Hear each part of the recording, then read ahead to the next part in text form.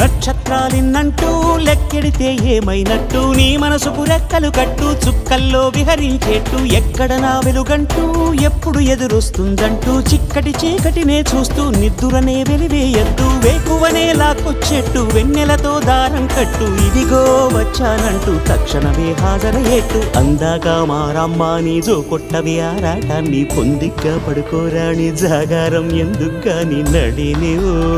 హరినివో తరుణివో మురిపించి ముద్దుల గుమ్మ